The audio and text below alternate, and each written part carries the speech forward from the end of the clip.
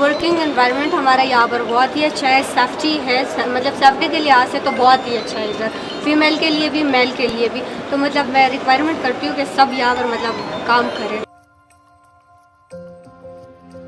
मैं उनको ये बताना चाहती हूँ कि अपने अंदर एक हिम्मत डालें, ताकि ये ना सोचे कि लोग हमारे बारे में क्या सोचेंगे, काम छोटा है या बड़ा है। माहौल यहाँ का बहुत अच्छा है क्योंकि मैं गार्ड करती हूँ।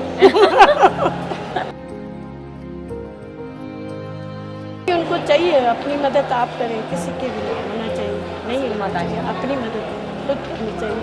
क्योंकि आजकल औरत और मर्द में फ़र्क कोई भी नहीं है, सिर्फ अपनी कमज़ोरी बनाई हुई औरत ने। तो कोई इस तरह का माहौल भी हो तो हम जवाब दे सकते हैं, हमारे में हिम्मत होनी चाहिए बस।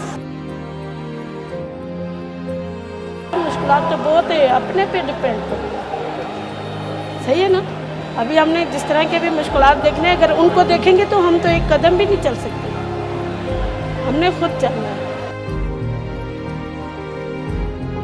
लड़कियों के लिए काम इस वजह से करना चाहिए कि उसका अपना ख्वाहिशात है, वो अपना ख्वाहिशात पूरा करवा सकती है।